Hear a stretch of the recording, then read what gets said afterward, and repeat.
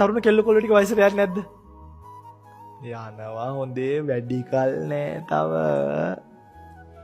අවුරුදු 10යි කියන්නේ දවස් 3600යි 360න් 10ක්. හරි? අවුරුදු 20යි නම් 7200යි. හදලා බලන්න.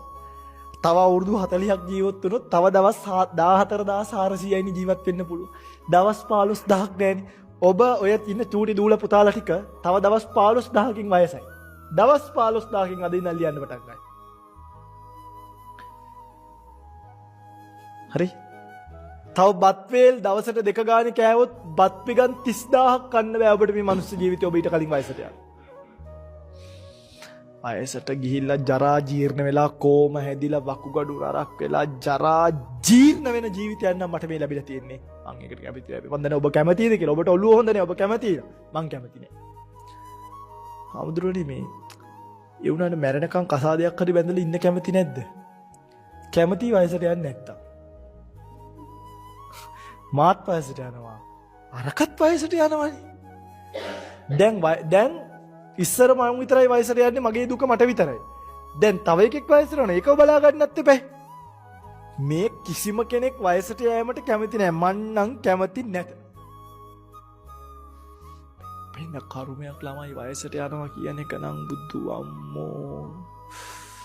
මේ ජීවිතේ තිත්ත වෙනවා කල්පනා කරලා බැලුවා වයසට යනවා කියන එක. ඇත්තමයි පිටු. කාලයක් එනවා. දැන් කෑවාම වොෂ්රූම් එකකට යන්න ඕන නම් අපි ගිහිල්ලා දොර ලොක් කරලා ලොක් වෙලාද කියලා බලලා හිමීට ගිහිල්ලා වොෂ්රූම් එකට ගිහිල්ලා ඒක ප්ලස් කරලා සින්ක් හොදලා බිත්තිත් හොදලා එළියට එන්න. කාලයක් එනවා මේ වැසිකිළියටවත් යාගන්න බැරි තරම් වයසයි. ඇඳේම මුත්‍රා යනවා. ඉවරයි ඉතින් අර මේ පොඩි ළමයි ඇඟේ මුත්‍රා කරනවා වගේ නෙමෙයි මහා උන් කරන්න ගත්තා. පොඩි උන් නම් කිරි විතරයිනේ බොන්නේ. පොඩි ළමයි අසූචි කරනවා වගේ නෙමෙයි මහා උන්දලා අසූචි කරන්න ගියාම පොඩි උන් නම් මේ මෙන්න ටූට්ටක් අතින් හරි අයින් කරන්න පුළුවන්. මහා උන් අසූචි කරන්න ගියාම අප්පච්චි මතක් වෙච්ච එක කියන්න කැතයි. කිව්වොත් අපිරේ හිතෙනවා. නෑ දැකලා නෑනේ සසර දුකයි. වයසට ගිහිල්ලා ඕවා වෙනවා කියන එක ලැජ්ජාවනික. මට නම් ලැජ්ජයි පින්වතුනි. මට මුත්‍රා කළා පඩික්කම කවුරු හරි මගේ දායකෙක් හරි අරන් යනවා දැක්කම මට ලැජ්ජයිනේ මගේ මුත්‍රා ටික අදිනකොට. නැද්ද ලැජ්ජ? මට ඇඳේ අසූචි ගියා කියලා කාටද මම කියන්නේ?